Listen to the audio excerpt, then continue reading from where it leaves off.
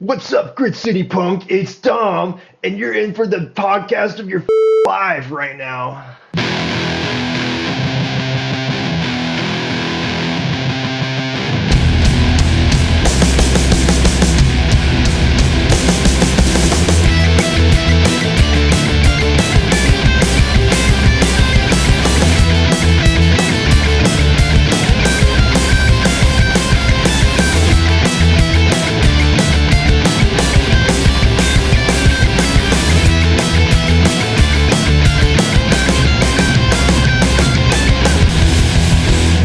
Jiggle Down Productions. Gabba gabba hey, punk rock fans. It's me, it's Jeremy, back with another episode of Grit City Punk, Tacoma's underground music and variety show focusing on punk and hardcore and other DIY scenes in the Pacific Northwest. How's it going? It's October 27th. It's been raining. Got a great brand new show for you. My interview today is Dom from Sunbather Die. And we got a bunch of really cool new music to talk about. First, I got to let you know how my weeks have been, right? How the last 2 weeks have been. So we had the Grit City Punk Washington Immigrant Solidarity Network benefit show. That was on October 18th. I got to say, it was way more successful than I even anticipated. I thought it was going to be a cool show. Maybe we'd raise a couple $100, have some fun. Far, far exceeded my expectations. We raised $582 for the Washington Immigrant Solidarity Network. Amazing. I really got to shout out everybody involved. Thank you so much. Everybody who came, all the bands, Joe from Slice of Life. It really was a great community event. The Northwest punk community really came together and did a really cool thing here. And it wasn't just Tacoma. I mean, we had Manta from Ellensburg, Sunbather Die from Seattle, Dead Streets from Seattle, The Deception from Seattle, Deludo from Olympia, and Onsetter from Boise. They came all the way from Boise to play a benefit show.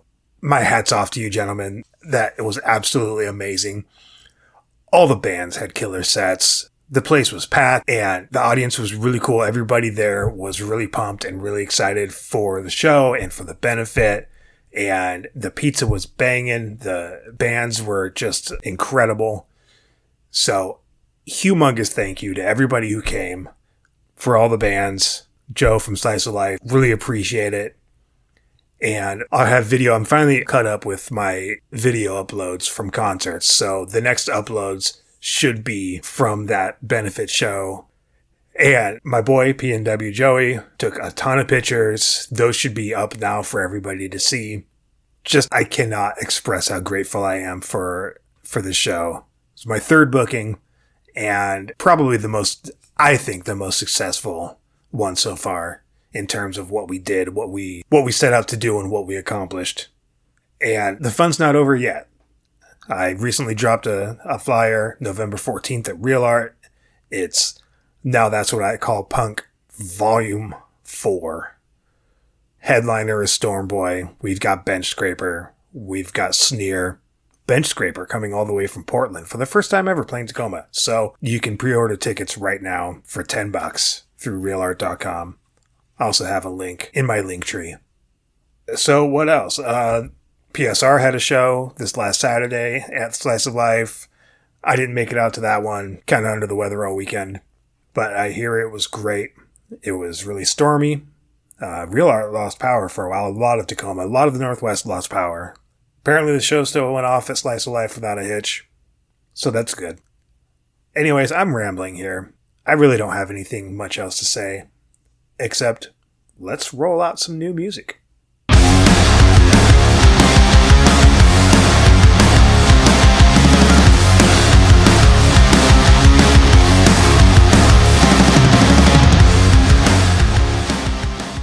First up, we've got a band called Molotov Juicebox. They dropped a new single, first in a while, I think. It's called Reignited.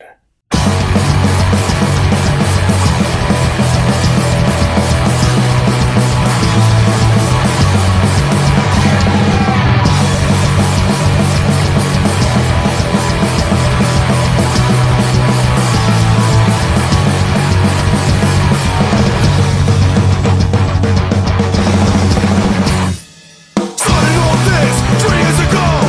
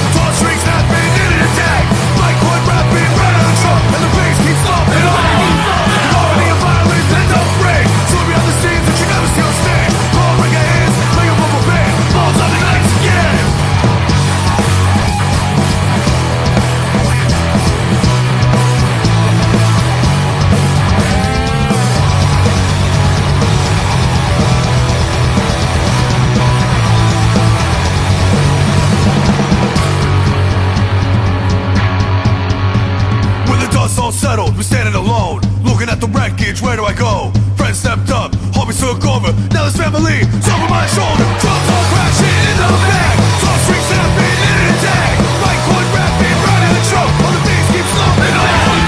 Harmony of violence, pent up rain, show me on the scenes that you never see on stage. Call, bring your hands, bring up from a band. Molotov ignites again, Molotov ignites again, Molotov ignites again, Molotov ignites again.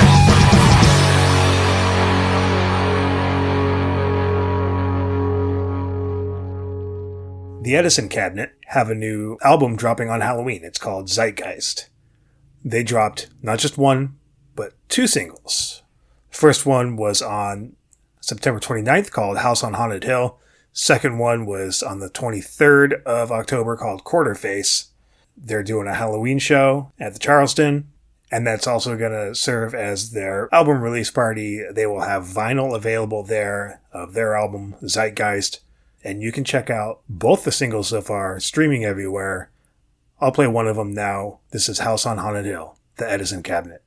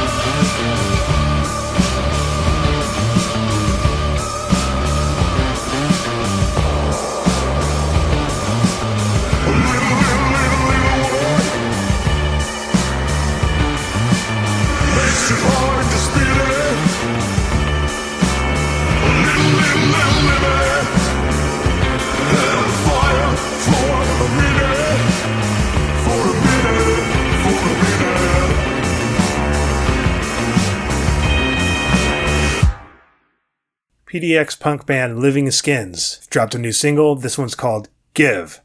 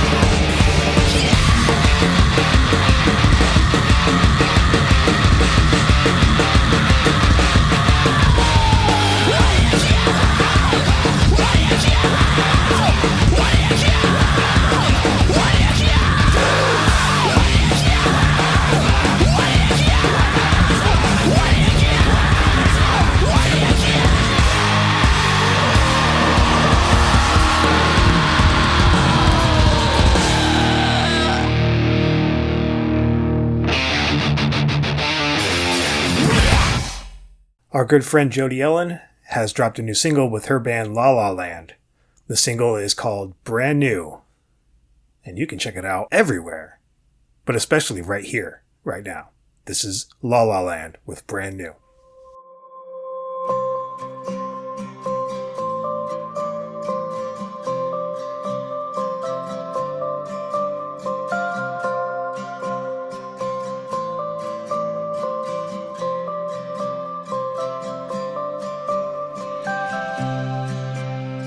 Imprinted on the pillow, the shadow lines are fading. Could you hold me here forever?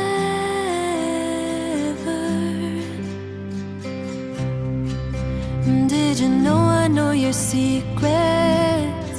A little time I'll be your favorite. I could follow you forever.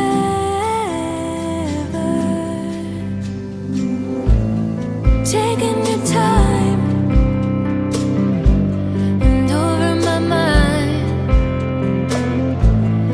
Do you wanna get lost in our lullaby again? Come right here into light.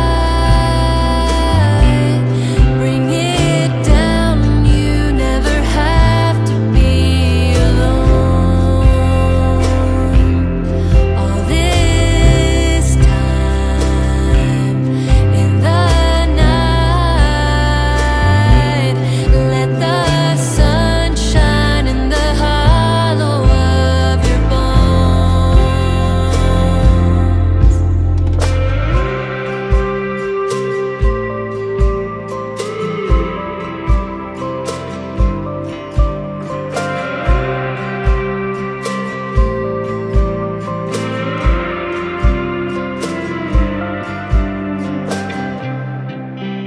So far, don't wanna go back. Shouldn't be thinking something like that. 'Cause it's only been a while.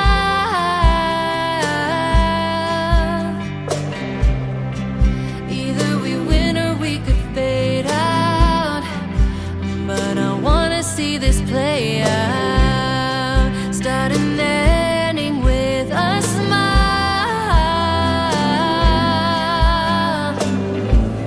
Taking the time and over my mind. Do you wanna get lost in our lullaby again? Come right here into light. Bring it down. You never have to be alone. All this time in the night, let the sun shine in the hollow of your bones.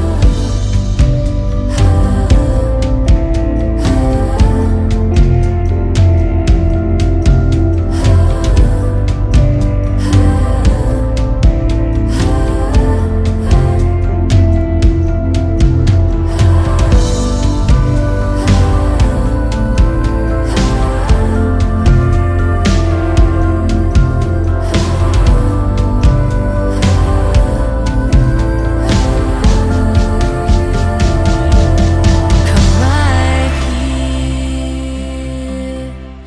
into the light. Bring it down. You never have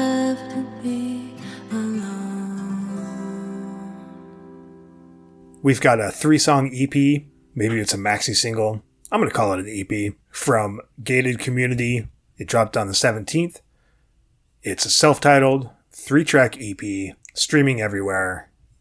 And I'm going to play the first track right here, which was also on that From Bellingham to Palestine comp, if you remember me talking about that previously. This song is called Carry Me Out.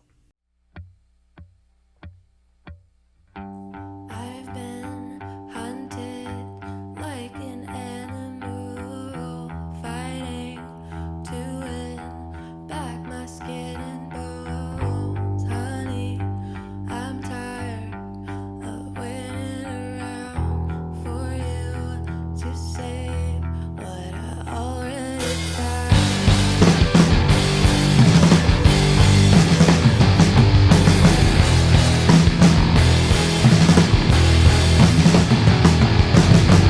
Oh baby, take my breath away. Tired, take it, dead or alive. Without your kiss, nothing but my skin. I'm right through your breath today. Someday I'll learn the language you speak. Get out of town and learn how to breathe. And if I never figure it out, will you give up? Then carry me out. Carry me out.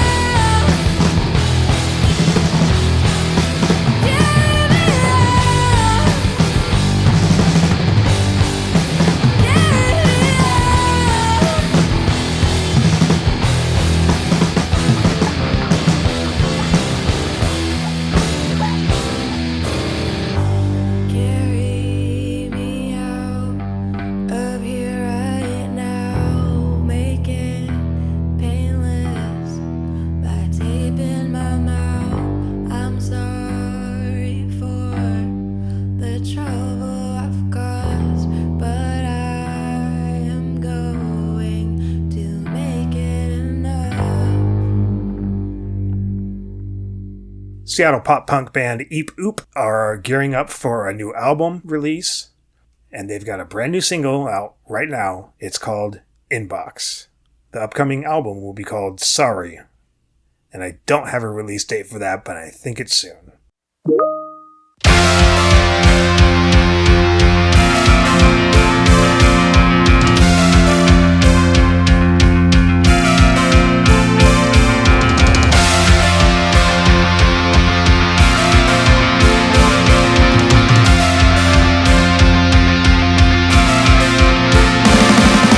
Time and time again, I'm feeling like a letterhead, boring and replaced in times new roads.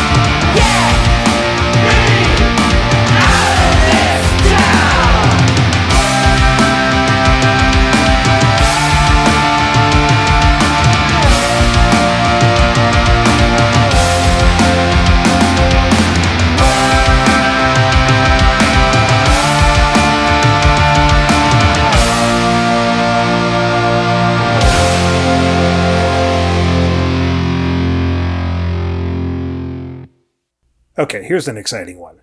Zailee Haze. Been making a lot of waves recently. Dropped a single a few weeks back.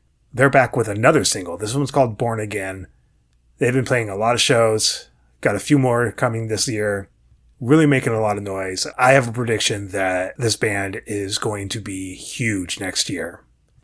So go see them at their last couple of shows for the year. Stream this single and their previous one. And get ready because I think next year, 2026, is the year of the Haze. So this is Zailee Haze with Born Again. I'd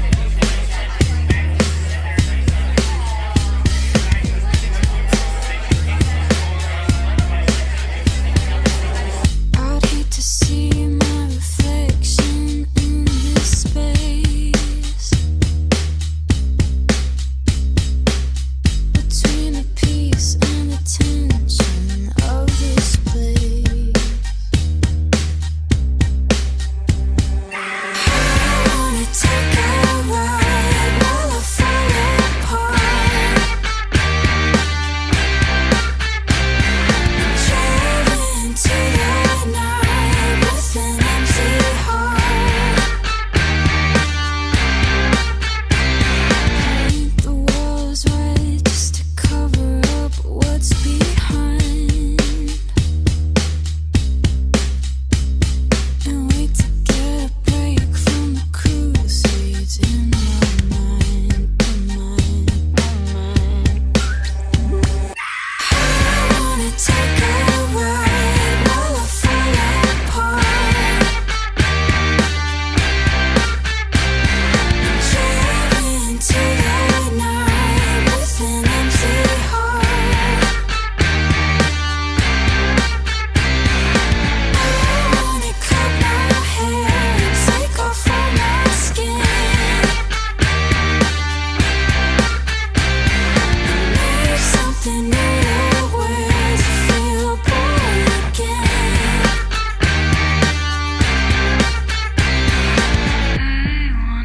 I wanna feel something new again. I wanna take a ride while I fall apart,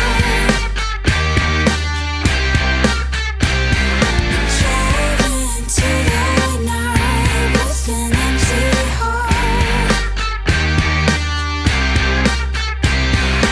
I wanna cut my hair and take off all my skin, make something new where to feel born again.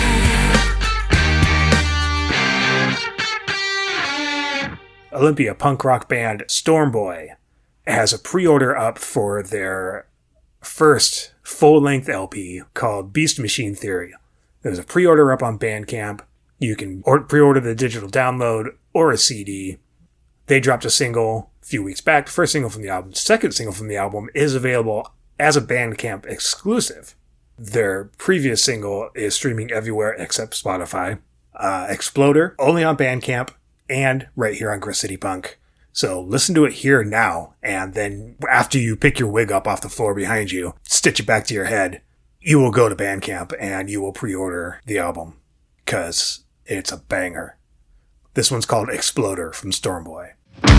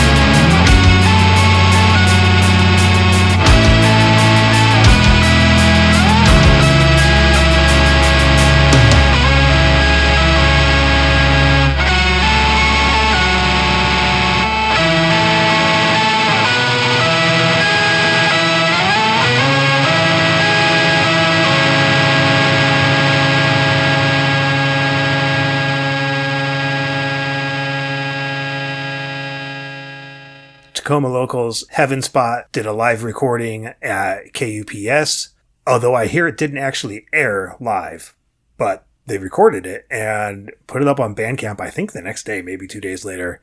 Real fast work. It's a 5-track live EP, and you can get that at Bandcamp exclusively. And I'm going to play the song Hermosa Beach right now. So hear it and then go buy it or go download it. I think it's a free download. Just go download it and then go see them in concert. It's Heavenspot.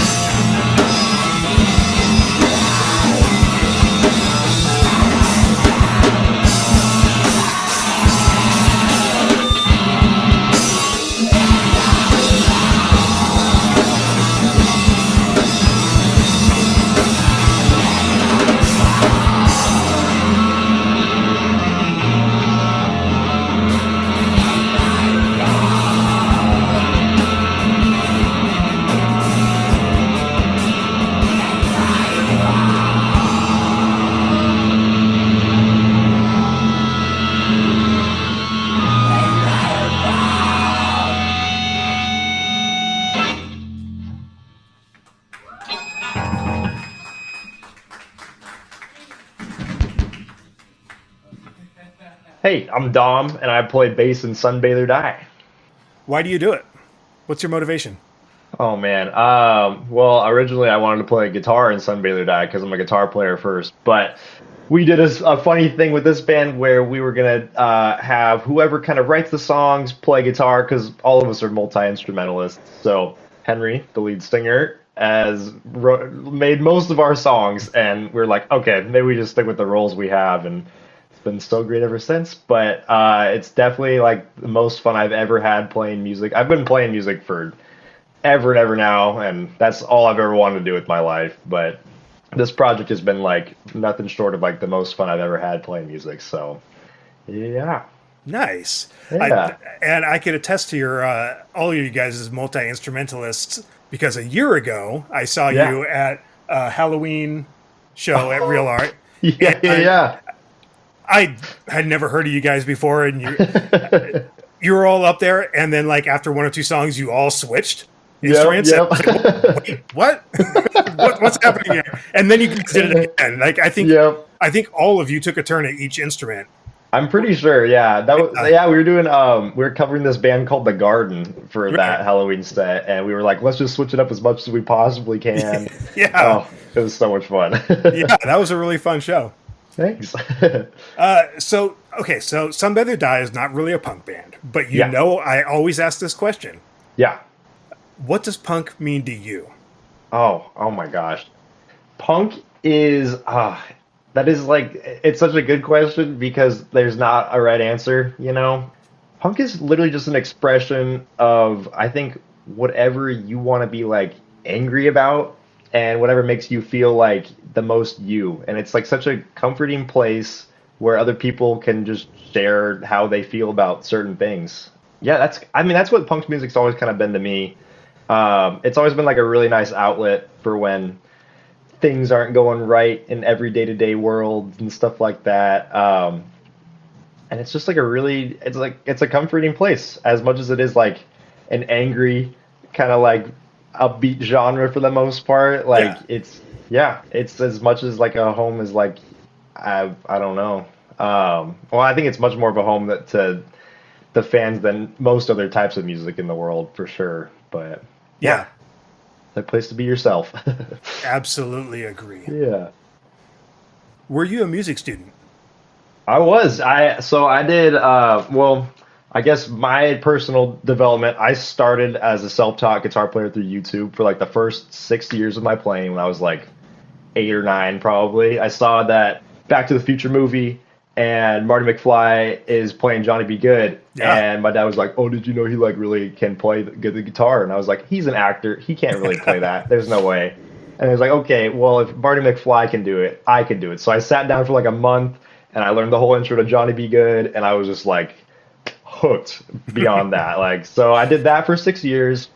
And then Henry was also getting into music around the same time too. We're both brothers, so we grew up in the same household and stuff. And I would he actually got an electric guitar before I did, so I would go and like steal his when he wasn't like looking and stuff like that, and practice as much as I could till my parents got me one. And then so a couple years go by and we hear about this program called School of Rock, and we're like, okay, this is kind of cool. We do a couple summer camps there, and we're like, this is the most fun ever. I didn't know you could like be in a band this young, and like this is so much cooler than we ever could have expected. And Henry and I were living in Anacortes at the time too, so we're like an hour and a half north of Seattle. And at the time, that was like the closest School of Rock. So our parents would drive us down like an hour and a half and we'd stay in a hotel for a whole week, go to the summer camps, and it was, oh my gosh, so much fun. That's fucking parental dedication right there. Oh my gosh, my parents are like the coolest people in the whole world, and I could not find more supportive people for our music career. It is so great to have them. Yeah. So yeah, we did that for a couple summers in middle school, and then we found out that School of Rock is like an all year round thing, and we were like, oh no way, this is super sick. So we signed up for that also in the Seattle area. Ended up driving down like 3 times a week to do different practices and stuff like that.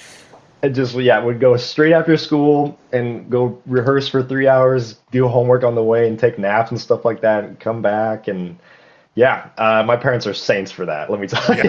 But, that's a grueling schedule. Totally. It helps my dad work online, so he can kind of do remote stuff in the parking lot and whatnot. But But at School of Rock, we ended up meeting Gabe, who is the drummer of Sunbather Die.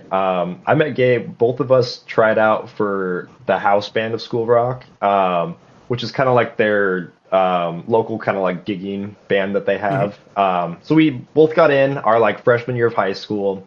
And we became pretty good friends too. But then Henry joined house band like a year later, and him and Gabe became like the closest of friends you could ever get, pretty much. So we all did that until we graduated high school and stuff. And then I went to music school for a year. I went to the Musicians Institute of Los Angeles. I did that for like 9-ish months, and I really hated it. It was just like not at all what I wanted, and like really expensive and stuff. But so Henry, at the same time, I went back home for spring break. We did a big Oregon trip with the family, and Henry and I talked about like maybe starting up a new project. He showed me a couple of demos of like early Sunbather Die songs, and I was like, dude, this stuff is so good. We gotta like do this. And he's like, yeah. And I tried to convince him to move to LA, and he's like, oh hell no, I don't want to do that at all. So I ended up moving back after the 9 months of LA, and we ended up moving to Seattle with Gabe. We were like, let's all go get a house together and just try to make this a thing. And then we practiced for like a year and didn't do anything with it. And then eventually got our first gig and stuff like that. So, yeah. You incubated a long time. Totally, yeah. Well, it shows. I mean, you guys are really tight. Oh, thank you so much. What year was that when you guys first formed the band? Yeah, so we moved in together at like the end of 2022. Okay. And our first like gig wasn't until like the end of 2023. So it was like Okay. December, I think. Yeah. Okay. But like literally it was as horrible of a practice schedule as you could possibly imagine, and things were not we could not figure out what kind of sound we wanted to have as a band. Oh, it was a nightmare. But yeah. Well, I could definitely say that it's a good thing you guys did the band here and not Yes. in LA, because Totally. what I understand, like, a lot harder to get your foot in the door. Totally. And everything Yeah. was like pay to play down there. Like I got to Yeah. play the Whiskey a Go Go, which was like pretty cool because I was like the biggest Slash fan in the world growing up. And I was Right. like, oh, Guns N' Roses Whiskey Go Yeah. Go, this is great. But the guy I was playing with, I think he paid like $500 for like a half-hour Yeah, set. It was that's like, fucking insane. yeah, Yeah. not even kind of worth it. No, not Yeah. even worth it. No. I know. I don't know what kind of exposure you can get from one set at the Whiskey. Certainly For real. not $500 worth. I know. God, that's nuts. Yeah. Yeah, the pay to play culture is so gross, and I think there's still some of that in Seattle, isn't there? I think a little bit. We haven't Yeah. we haven't run into it yet with any venues or anything, but I think some of those like festivals can kind of cook that up a little bit more and whatnot. But yeah, Yeah. we haven't really played a bunch of festivals in general though. So Yeah, yeah, yeah. Well, I know. I mean, there's not really a big hip hop scene here, but I know that like young hip hop artists trying to join like tours, usually they Yeah. will have to pay the minimum to the Right. venue, which is Crazy. just crazy. I know. Yeah, Yeah, and shout out to the Black Ants.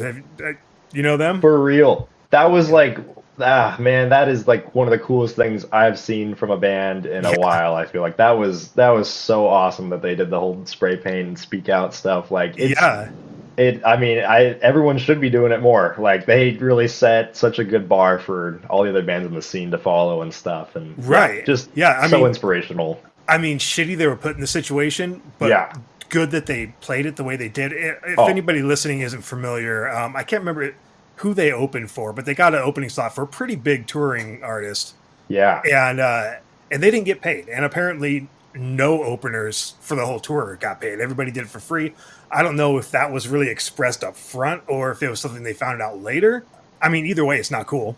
right. I mean, pay your damn opening artist. But Yeah. I mean, even if it's even if it's $100, it's $100. I mean, it's something Seriously. for your time, especially for Yeah. playing that big of an event. But Yeah. so Nicole had a rain jacket type thing and spray painted "We are not getting paid for this show" on the back of it for the whole set.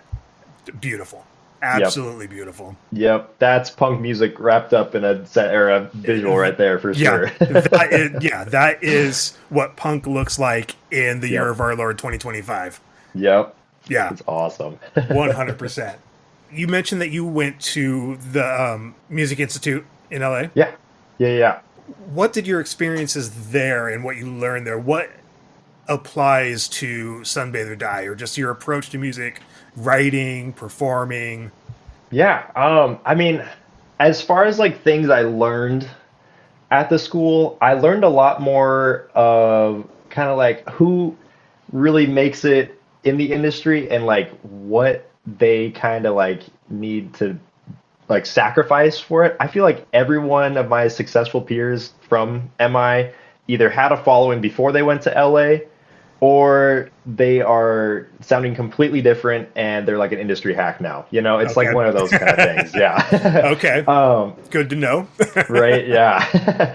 I think another thing I learned about LA though, just in general, not even just like the school part, it's like amazing how much better of a music scene like Washington as a whole just has over like everywhere else I've seen so far. It's like really like inspiring and incredible, and I feel like so happy that we kind of stumbled back upon it, you know.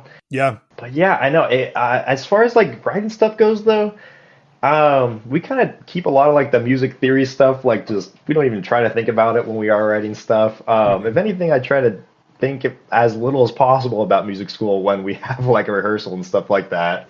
I'm sure there's some of it that sticks in your head and is instinctual, kind of. Totally, right? Yeah. Yeah. There's like, oh, certain jazz motifs I have to like, this would make sense here. And then Henry will be like, no, that's because everyone else is doing it. I'm like, oh, yeah, okay. Oh yeah, So we're not doing it.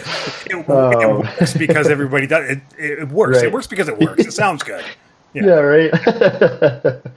But I think I learned a lot of just like we should kind of like present ourselves online and whatnot.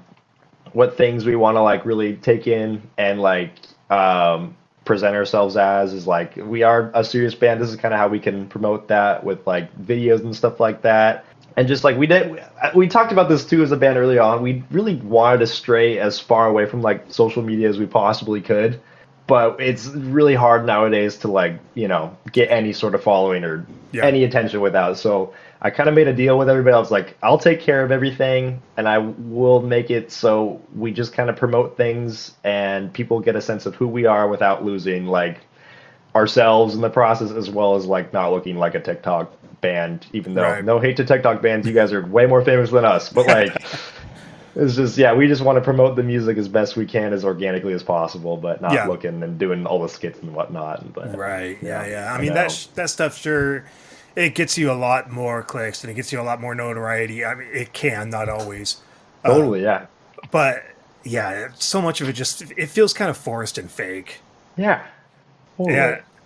I mean, it sucks. As much as I hate Instagram, but I use it all the time because you just have to. If you're doing anything creative and you want people to know about it, if you're not on Instagram, nobody knows. I know. The one way to get around. As much as it's a burden, I know it's the tool we have to use right now, but I know. But yeah, that's kind of like that was like one of the biggest takeaways, I guess, was just kind of like learning how to kind of navigate more the social media side, getting more fans and also not like making us look dumb in the process too. Right. But, yeah. Make yourself look dumb on your own terms. Right. Yeah. We got plenty of stage time to do that. Yeah. Right. I guess you already kind of talked about this, but like a moment or a band or song that really made you decide to pursue music. Yeah. Oh man, I mean, we go way back. The first band I ever really got into was the Beatles. And it was like elementary school. My best friend at the time was like, "Have you heard of these guys?" And I was like, "No." And then he had a bass at the time too. I was just getting the guitar, and I think we spent like every day we'd ever hang out just learning as many Beatles songs as we possibly could. And that was just like a really good just grind level because the Beatles are so diverse, with their writing. That was just like really cool. But man, I can't even like kind of put into words how much my music taste has changed over all the years too. I feel like I got like super into metal in like middle school and high school. I discovered like Tool and Avenged Sevenfold, and I was like, oh, this is like wow, this is like the greatest stuff ever. Oh my gosh. Totally grew out of that kind of stuff as you go on, and I was like getting into like jazz and like psychedelic music towards the end of high school and stuff. Oh, okay. And then like recently too, I've been much more into like hardcore music has been like the biggest kind of influence for us recently. I'm kind of a late bloomer to that stuff, but oh my gosh, what a fun genre. Yeah. Same here. Your trajectory is very similar to mine. Oh, no way. way into metal in middle school. Mostly like the 80s thrash stuff, Metallica, Megadeth, Slayer. Those are the big ones for me. The guys. And then kind of started getting more into punk after that. But then by like the end of high school, it was a lot of like psychedelic stuff, a lot of 60s, a lot of folk music. Yep. Hardcore was something I was vaguely aware of until just a few years ago. Right. It's all just the local hardcore bands that I've been getting introduced to and paying attention to. And so like, I have like no history with the genre, so I'm like, oh, cool, heavy music, I love it. And people that I know that have been, into hardcore their whole lives, they're like, oh my god, dude. I'm like, what? It's good. I love it. It's heavy. It's good. Oh, that's so relatable, and I really hear that in your songwriting too. It's really cool to hear you talk about that, though. That's awesome. Oh, well, thank you. Yeah. Well, this isn't about my song. This is about your song. Yeah. So, what has been a favorite experience so far within Sunbather Die? Oh my gosh. We just got back from our first tour as a band, which was Huge. unbelievable. Yeah, I spent, yeah, so I booked the whole thing myself, which was like the biggest pain in the ass of my entire life, probably. It took me like 6 months.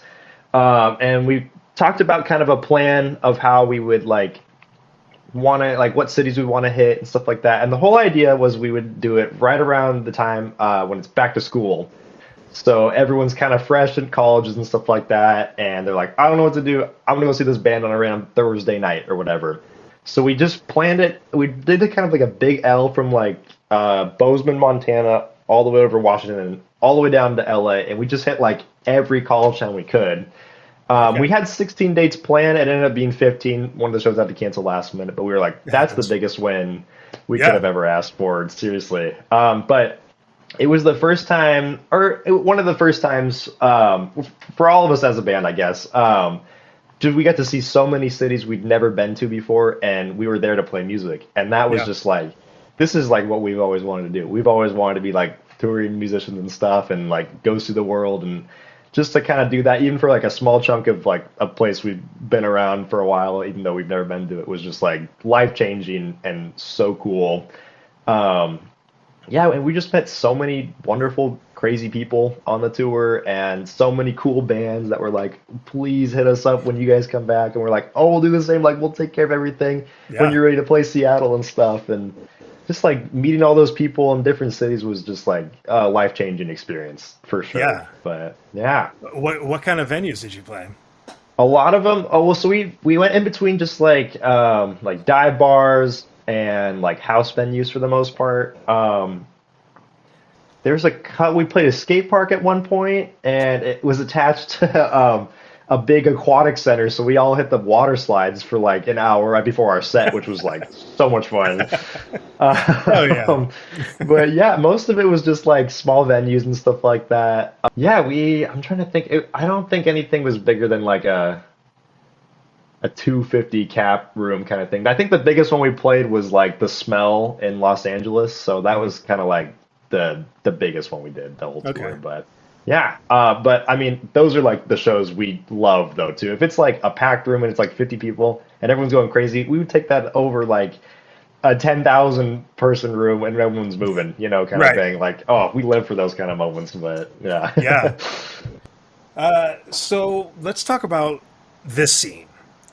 You mentioned Seattle has, say Seattle area, because it's really goes from Vancouver down to Portland. I mean, it's just 100%. It's just one big scene with little micro scenes in it.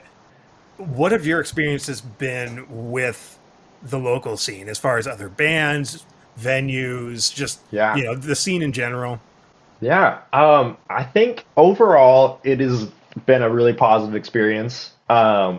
Of course, you're going to get like your crappy band that's like super mean and isn't good, but they have like all the ego in the world, But I've probably experienced like that, like, oh my gosh, one in every like 10 shows, if even. Like, usually people are so kind here and just like love to go to shows and stuff like that, especially like all the DIY stuff too. I can't think of a better place that has better DIY, even though it's like all kind of getting shut down right now, which sucks. Yeah, we're having some like, issues. Right. This summer, though, I mean, all the Cal Anderson shows and just the different DIY shows, like when the bridge shows were happening, those were really cool until, they were really good until it's like one or two people kind of fuck things up for everybody else, right? And then that part really sucks. But I always feel like, too, every single time I've seen somebody kind of do something shitty, they get kicked out by like 8 other people that are watching, and they care about the community and stuff. It's such a I got your back kind of scene, which is so cool. Yeah. And not to mention just the talent, like the talent in the bands in the area is like absurd how good it is. Yeah. Oh my gosh. It's hard to go to a show and not find like one band you really fuck with. Like it's crazy. Yeah. And there's a different show. You could go to a different show in any of these areas like every night if you wanted to, and it's probably some awesome band. Like it's really cool.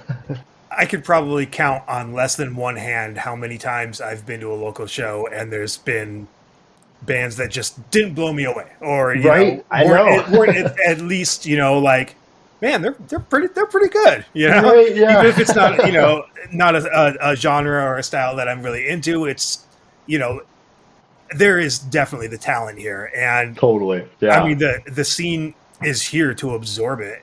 Yeah, it really is. And- I know, and we've played with some younger bands too in the last couple of months, and we've just been blown away by some of them too. Like some of them are like so fresh. It'll be like their second or third show like ever, and they'll be like one of the best bands we played with like all year kind of thing. Oh, it is so much fun to see that kind of stuff too. Yeah.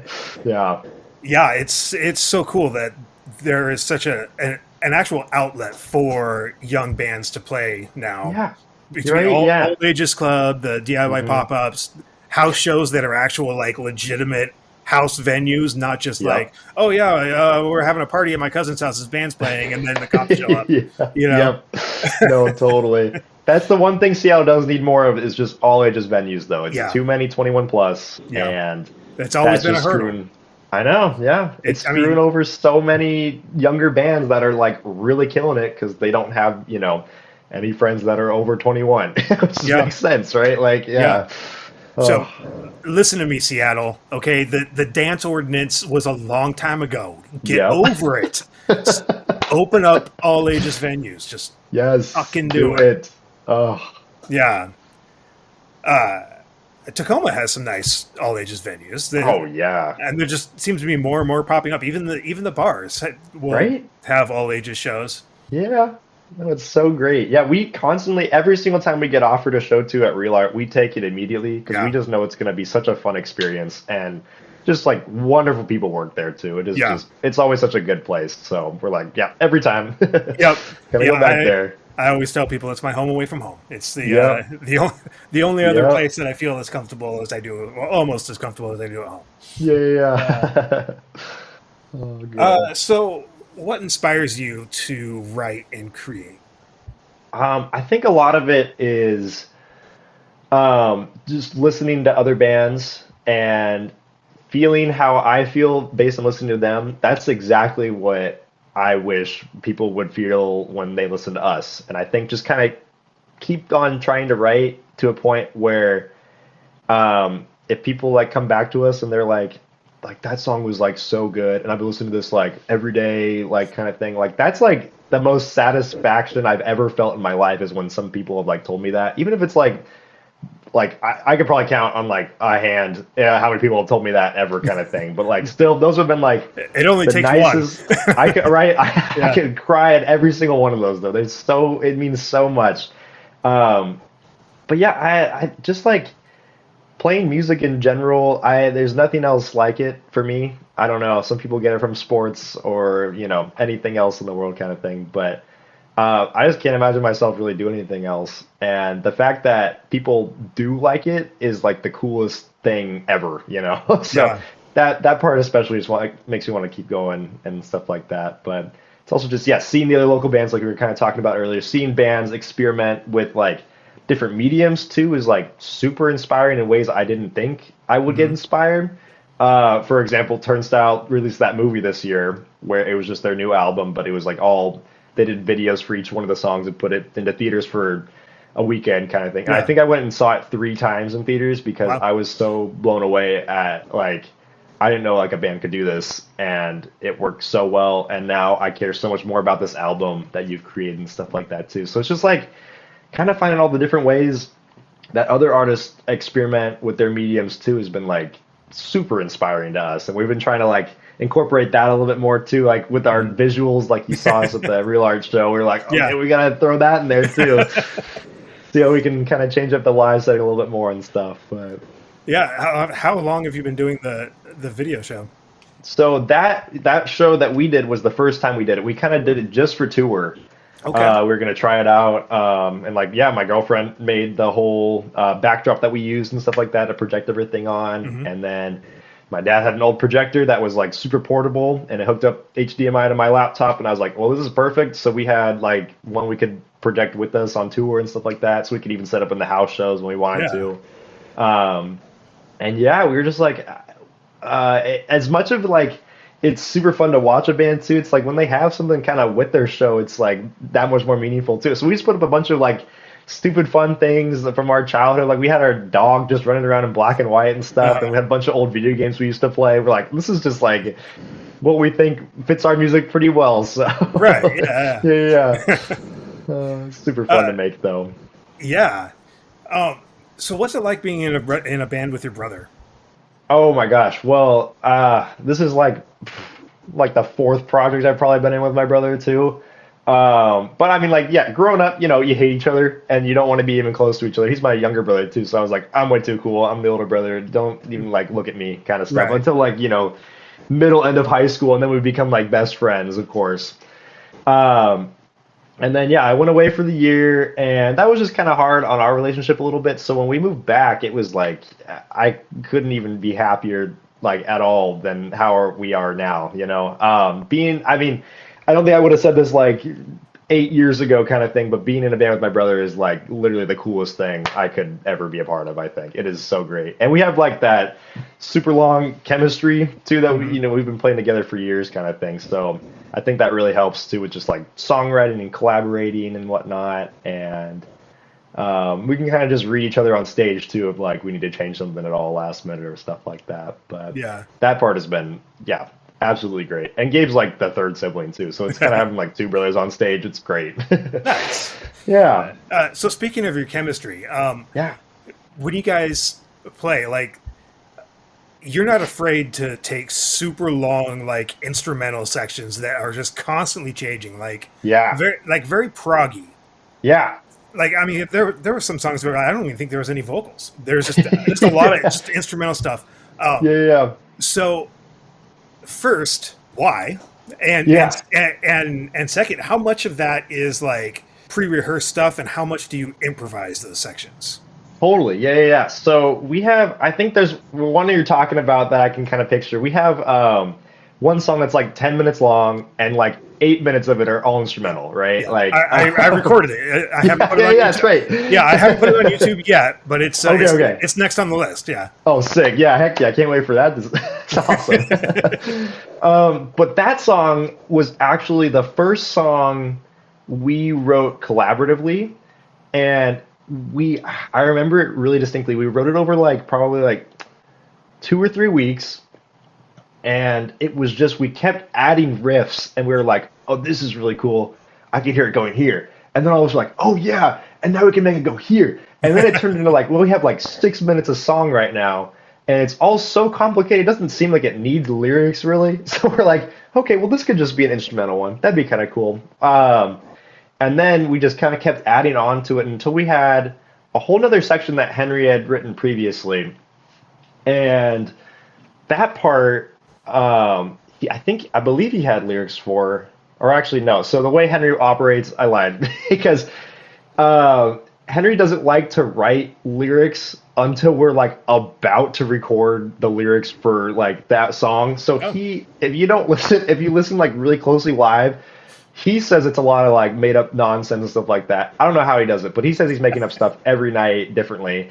Okay. But he'll kind of keep recycling the same melodies and stuff like that. Okay, that's very much the way Kurt Cobain operated. Right, yeah.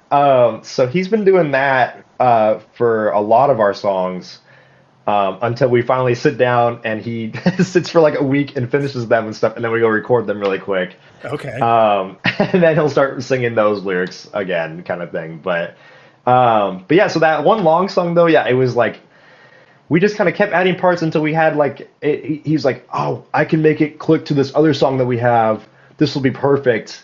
And then we ended up with this 10-minute monstrosity that everyone seems to love a lot more than most of the other songs in our set, because it's just huge and punchy. It's definitely our heaviest song, and it's weird proggy, which we're not really a proggy band either. We like to play with the weird time signatures every so often and stuff, but we're never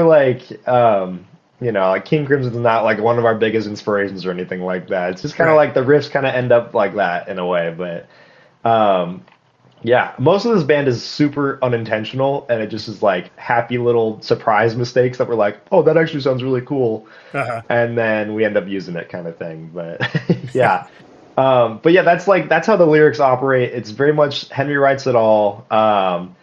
And like if Gabe and I really don't like something, we'll be like, hey, we really don't like that. But that hasn't really happened yet with the lyrics and stuff. Henry's got a really good ear for that kind of thing, so we're like, we trust you. Yeah. Go crazy.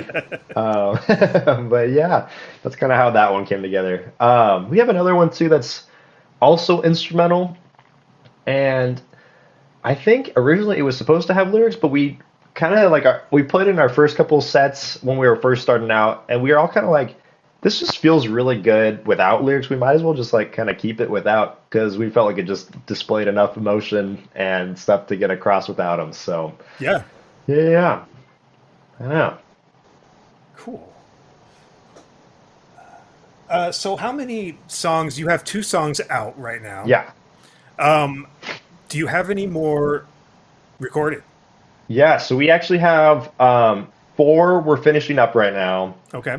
That we've been playing for like the last like year and a half on loop and stuff like that. We actually started recording last November. We did all of our drum takes back then.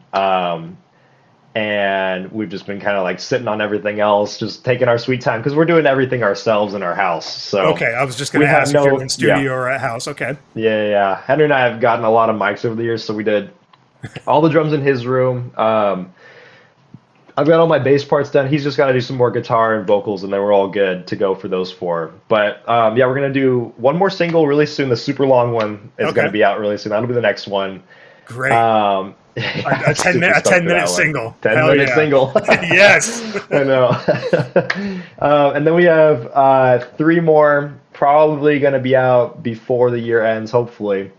And then we kind of been working on 4 new ones that we kind of played a little bit on tour, just kind of trying them out and stuff like that. But we're thinking about trying to find a really good studio that we like and maybe go and do a little EP like early next year and stuff like that for those. But we're going to sit on them, write them out a little bit more and stuff. But Okay. yeah. Very cool. Yeah. Definitely looking forward to that. Thank you. So what are some of your favorite bands? Yeah. Like personally or like as a band? Personally. Okay, yeah. Well, yeah, grew up on the Beatles for sure. In the past like 5 years, my favorite bands have been Psychedelic Porn Crumpets, Turnstile, King Cruel. Oh my gosh, who else too? This is like always the most on the spot question. That's awesome. It's Man, hard. I feel like it. Yeah, let me check my Spotify really quick too as well. I hate Spotify, but it's got all my playlists on it. Oh my god. Transfer them over to Apple. Yeah. Oh my god, you're so right. I gotta do that. But yeah, recently kind of been more into like. Okay, there's one guy, Spilly Cave. I absolutely love. Lewis Cole, Mac DeMarco. Deftones have been a big one recently. Oh my gosh. Yeah, I could hear some Deftones in the Sunbather Die soup. Yeah, totally. Yeah. They've been like a man, because we all went through a Tool phase first, like back in high school, and people would always like associate those 2 bands a lot together. And us being like really stupid Tool fans would be like, oh, but like the Deftones like suck. Like this isn't like even like kind of hard music to play. And now that we're like, you know, not stupid like all in our head Tool fans were like, oh my god, no, Deftones actually slap so hard. These guys are sick, man. So that's been like the recent like past Way better year we've than all Tool. been. What we're thinking, yeah. Yeah, right. No. I used to listen to Tool a lot. Okay. Yeah. Their first 2 albums were in constant rotation. So when I good, was, yeah. Probably like 19, 20, living on my own for the first time. Yeah. And I was just constantly listening to those. But then I started meeting Tool fans. Oh, I know. We'll just leave it at that. Oh man. So what's with the name? How did you land on Sunbather Die? Is there a Yeah, name so for it, or is it Sunbather just Die.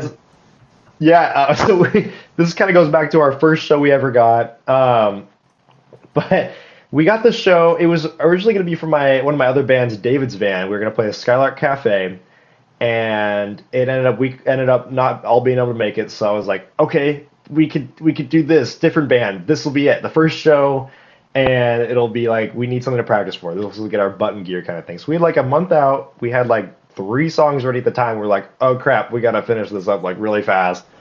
And it was really just like we needed a name so bad because we like booked the show without even having a name.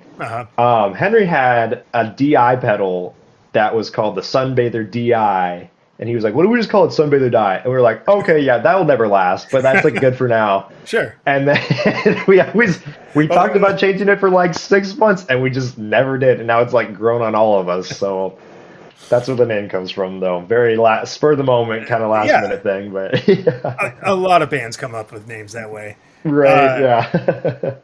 I know so many people come up to us too and they're like, "Oh, it's because you're from Seattle and like you have rain all the time and you hate sunbathers." And we're like, "No." But like you should totally think about it like that. Yeah. Yeah, right. Whatever works for you. Right. Yeah.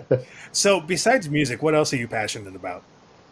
Oh man, I got super into running like during COVID. That was like my COVID activity. I was like, I'm gonna run a marathon before I turn 18. Or it was like while I turned 18, before I turned 19 kind of thing. So I trained for a whole thing like that. Kind of all of us have just been like super active people. Henry and I are like big time snowboarders too and stuff. And recently got back into like mountain biking and whatnot. So every time I go visit my parents up in Anacortes, we hit the trails and stuff. And that's been so much fun. I love just spending time with friends and family though too. I'm definitely like love to chat and talk your ear off kind of guy. So that's so much fun to just go see friends and hang out and whatnot. Really wish I had more money to go to like sports games. I'm a huge soccer fan. And love going to see like the Rain play and stuff and Sounders of course. And like even I went to a couple of UW games this year and those have been like so much fun. Never been to those before, but yeah. I know, just kind of going where the wallet allows me to a little bit for that kind of stuff. But yeah, I know. Yeah, the kids are always like, "Oh, we want to go to Seahawks game," and I'm like, "Yeah, do you have Seahawks game money?" Right. Oh man, I know. What else? Super into like, I mean, this is music, but just trying out other instruments and whatnot. I worked at School of Rock for 2 years, and there would be a lot of times where you'd have to fill in on an instrument you didn't know how to play, so you kind of had to like learn it in that moment, and that was like super fun. Well, you know, it's once you learn like really know one instrument in and out, and especially if you actually know like at least a little bit the ground level of the theory. Yeah, then totally. Yeah. Most other instruments just become kind of a lot easier to pick up. Right? Yeah. Like, oh my gosh. Yeah. Yeah, you can kind of see the patterns and stuff. Yeah. Right. Yeah. I've been playing guitar for I guess since I was like 14. So nice. I'm very old now. So do the math. But I mean, like bass, of course, is very very similar to guitar. I've got a banjo back there. I messed around with that on and off for a while. Piano. It's just it's easy to pick up other instruments once you've really, really learned one. 100%. Yeah. But yeah, I'm trying to think what else. Oh, I my other favorite thing in the whole wide world is hanging out with my dog. I have a 150-pound bloodhound up north of my parents, and his name's Rhodey, and he's just a pain, but I love him so much. And yeah, loudest dog you'll ever meet in your life, I'll tell you that. All the neighbors know us. And But he's not out on the road with you? Not yet. Rhodey, come on. I know. Yeah. He would not help at all. He could probably carry stuff or drag stuff. Oh, he could carry me if he wanted to, but he just wouldn't. He chooses not to. Yeah, he's very stubborn. Hook up a little cart to him.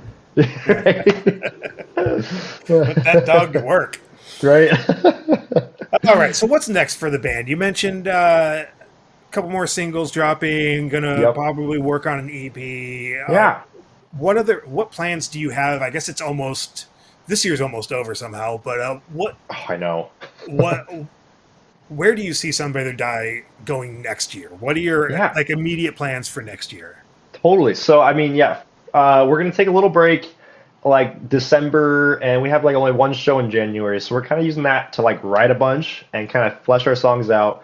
We really want to get like the new stuff like recorded like early next year. we're talking about doing another small West Coast tour with all of our favorite cities that we hit this past tour. We really like discovered which ones we really liked and which ones we didn't on that. So we're like, okay, going to all the good ones. Hopefully, for like a little short run, we can do like a week or 9 days or something like that. Yeah. And then we also were trying to do East Coast for like a week or two next year as well. That's a bigger challenge. Yeah, totally. Yeah. So trying to figure out logistics for that will be a little bit trickier and stuff. I have some kind of Boston connections, so I'm going to kind of start ish there and whatnot. But yeah, just kind of do it. It's kind of plan it like, 6 months out again kind of thing and do all that kind of stuff. But I know figuring out how to like rent things and whatnot is going to be the challenge and stuff and where to stay. But yeah. Let's try to expand the audience over there more, but yeah. I mean, there's some good DIY stuff going on the East Coast for sure. Yeah. Oh, totally. I mean, make sure you hit Philly, Boston. Yes. Yeah. Definitely. It's so nice because everything's like so much closer over there, Right. Yeah. Oh gosh, driving down that California stretch is like, man, you gotta drive 200 miles between each city. That's like the venue and stuff. It's like, oh man. But as shitty as that is for touring, that's kind of what created the scene that we have here now. Totally. From being so isolated back in the 80s when punk bands were touring all over the place and nobody would come to Seattle because, you're going to drive an extra 2 days out of your way to hit one city and nobody knows you. And then you're going to, so everything happened here in a bubble in the 80s. Like the few bands that did come through, like Black Flag, probably Dead Kennedys, huge influence on the scene here, and they just replicated it the best that they knew how with their own influences of like Zeppelin and Sabbath and shit that nobody else was pulling from that into punk music because they all knew not to. They're like, no, that's not punk. The poor guys up here in the Northwest were like, well, we don't know, so we're just doing whatever we think is good, and nobody's paying attention anyways until they did, and then it blew up. But of course, that built the foundation on what is happening now, because so many of those bands that were that lived through that era of the 80s and 90s and lived through it blowing up and then dying back down. And then so many of some of the venues are still around, but so many of like the institutions like Sub Pop, they survived it. They saw they did everything. They helped it. They, knew what happened. They knew what worked. They knew what it took to get here. And now they're taking those tools and, boosting up the scene. You got people like Jack and Dino, legendary, still working with young bands now. Steve Fisk. I mean, so many legends in the scene are still working with young bands, and it's so incredible. So great. So cool. But that's like the next year kind of plan. The year after, this was like a recently inspired thing because we saw our friend Zucrot go to Europe, and I think Black Ends did that too. And we're like, no way, like, how did you do that? And like, I grew up too, like Gabe and I and Henry all did School of Rock with Bailey growing up, and then I used to work with Sammy at School of Rock too and stuff. So it's like, they're the homies and stuff, and they like totally hit us up with the connections, and it's like, oh my gosh, this is like such a doable thing. So that's hopefully Sunbather Die Europe 2 years from now, but very cool. 2027, yeah. I know. Yeah, huge for Zucrot. Man, they are just blowing up. Right, it's incredible. So great. Yeah. So awesome. Yeah, couldn't happen to a nicer band. Oh, for real. I know. They're all so cool. Yeah. Cool. Well, anything else that you want to add to this? Do you have anybody you want to shout out? Anything? Oh man, just keep going to local shows, everybody. You don't know how much it means to the bands. Even if it's like a shitty Thursday night or whatever, go get a drink or something, go hang out, bring your friends to it. You're going to have a good time, like high key. It's just like the most amazing music city, I would argue, in the world right now. So enjoy it while it's still really good. Yeah, definitely Tacoma. Oh, you meant Seattle. Both of them. Are you kidding me? Yeah, there's no rivalry. Come on, we're all family here. True. Cool. All right, man. Well, thanks for coming on the show and chatting with me. Oh my gosh, Jeremy, can't thank you enough, man. Thank you for having me.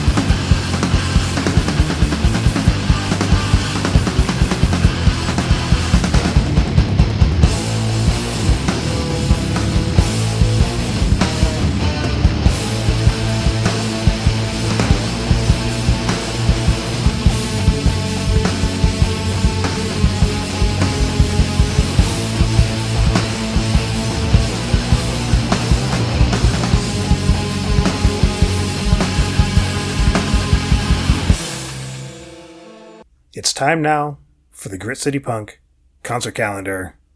What shows are coming up? It's Halloween season. Halloween is this week. There's a ton of Halloween shows. I'll give you a few to choose from, maybe nibble on here, and a few for the following week as well. At Lucky Liquor on Halloween is Flea Mail, Caps Lock, Ectopic Pregnancy, Acerbity, and that is a covers Halloween show. So go check that out. That should be a blast. As mentioned earlier, the Edison Cabinet set to put out a new album on Halloween called Zeitgeist. They'll have vinyl available at their Halloween show at the Charleston in Bremerton. It's going to be Edison Cabinet, Weirdos, Sydney Graves, the Astrotex, Combo Box, and Male Gaze. That's the Charleston on Halloween. On Saturday, November 1st, Sweetheart Production presents Gabby's Twilight-themed birthday bash with We Cry Toxic Tears, Misfits tribute band We Bite, Misprints, and Dystoria. That's at Lucky Liquor on Saturday the 1st. Sunday, November 2nd, at Real Art Tacoma is Hand Turkey, Actress, and Zailee Haze. Coming back to Real Art later that week on the 6th is Biblioteca, Cosmic Kitten, Vondra, and Sons of Ferdinand. 1876 are on tour with the Subhumans. They have a Bellingham date at the Shakedown on November 6th, and they have a Seattle date at the Vera Project on November 7th. In Olympia, at Lavoyer on November 8th is Biblioteca and Cosmic Kitten again, with Downsize and the Rat Utopia Experiment. November 8th at Lucky Liquor, we have Male Gaze, Battersea, Letterbomb, and Star Matriarch. I'm guessing this is in Seattle. It's at the Gort House. I guess Ask a Punk. This is going to be on November 8th. It's Flesh Produce, Zookraт, Black Ends, and Pawnee's Revenge. That's at the Gort House.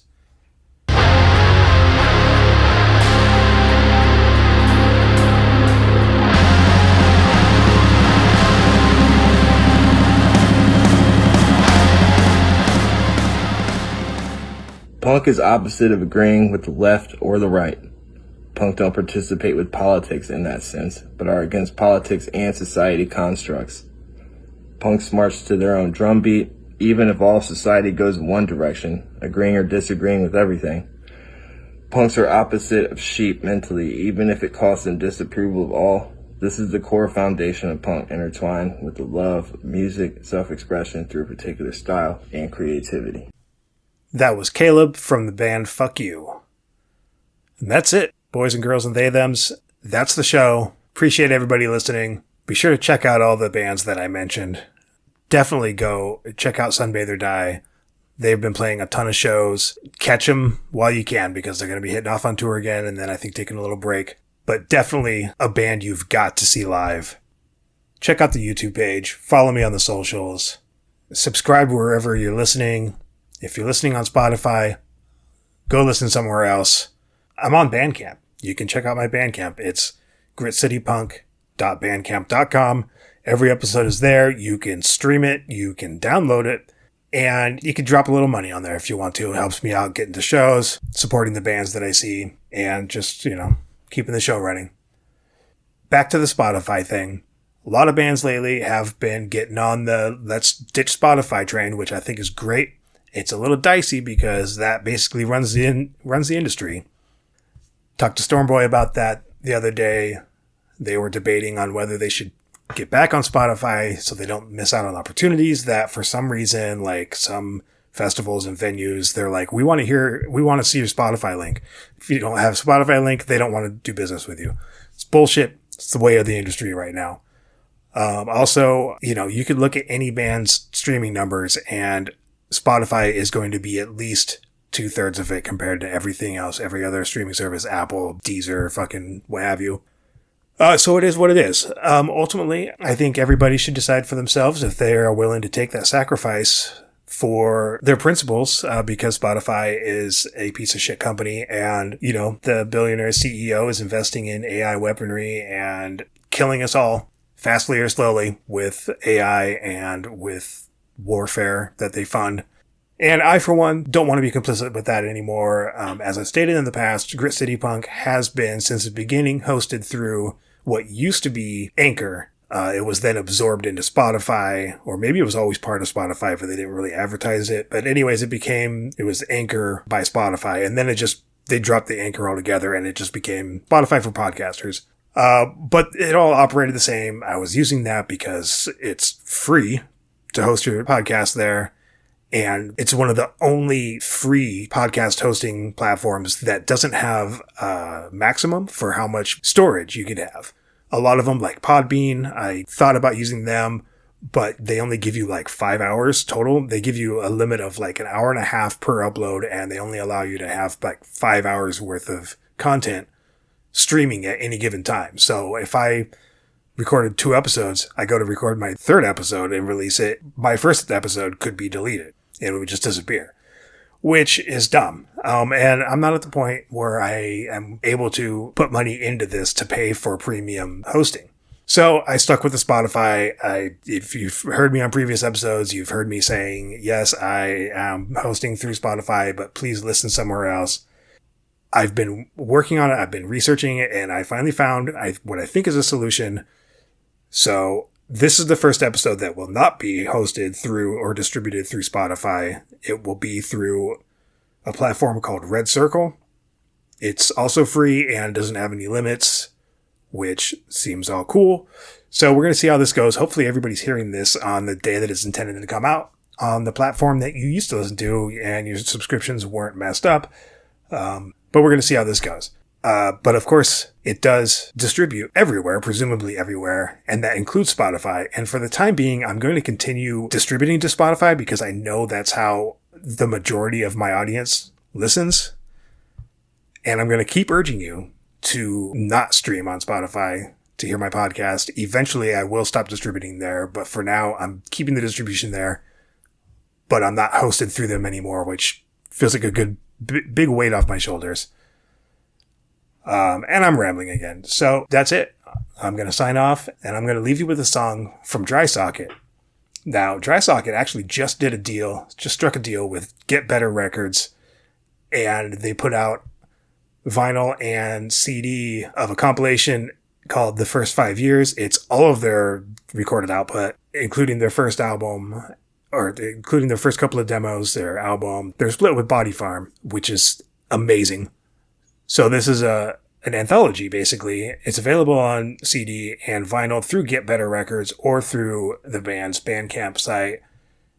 Highly suggest picking that up. You can get it through Bandcamp. So we're going to leave you with a song from Dry Socket from their 2024 album, Sorry for Your Loss. This is the opening track. It's called Home. This has been a Jiggle Down Productions production.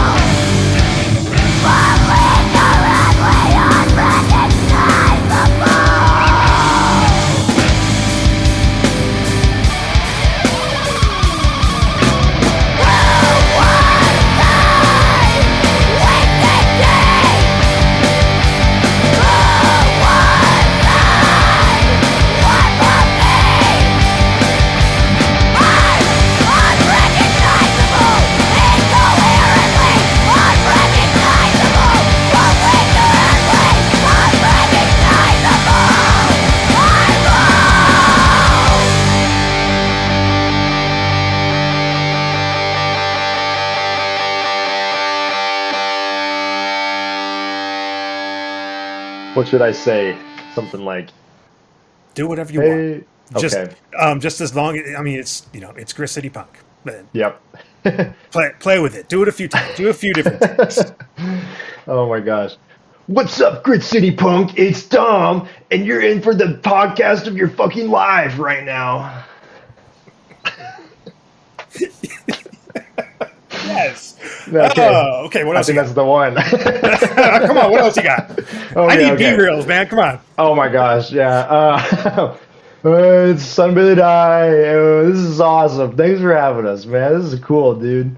I love being here. I love talking on the internet. This is like a dream come true. Talking on the internet. What are you doing in there? Just talking on the internet. Talking on the internet a little bit. Just a little Leave me bit. alone. I'm talking on the internet. My job, man. Come on. Right? Yeah. If only I was getting paid for it. Oh, that'd be the dream, right? Right? God, man. There's Soon enough. literally nothing else I would rather be doing.